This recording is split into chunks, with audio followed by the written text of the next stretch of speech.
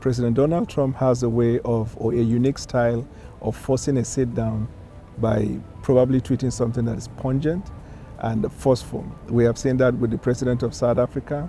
We've seen that sometimes back in his first time with the leader of North Korea, and then we see in recent time with Zelensky and some other leaders like that.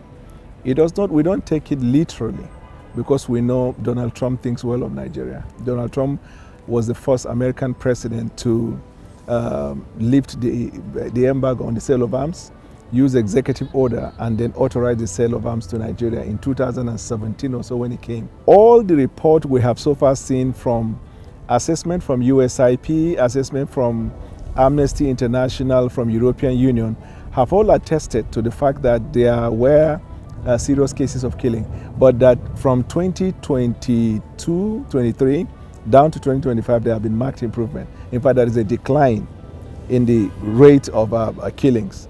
So it is intriguing and surprising for us how an old report is being used for this type of thing. But we are all about solution, and because we know America is a partner and they have been very helpful, we see it that it is probably a clarion call for us to have a sit down and then discuss how we can forge a common front in this fight against insurgency. So a broad-based approach to it will require us having access to some of these weapons that will be very useful.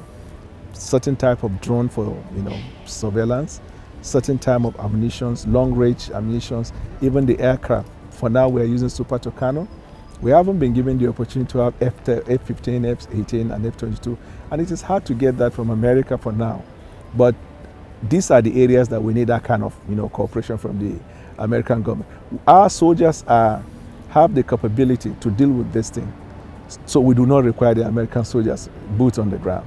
What we need is the apparatus, the equipment, the access to some of these things that will aid our own military force and some of the paramilitary and intelligence operatives to deal with this. The report or notion that there is a Christian persecution or genocide in Nigeria is false.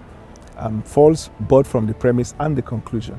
It is not supported by data. Genocide is a targeted killing of a people because of their identity, and most often than not with the assistance of the state, either by way of policy or tacit approval or non-participation of government in stopping that. All of these factors do not apply to us. One, our government does not discriminate against any tribe or religion in the fight against insecurity. A deal maker, that's his approach, to go hard and then force a sit down and then find a common front. We understand that. And you're willing to find a common front with him? We're willing, anytime, any day.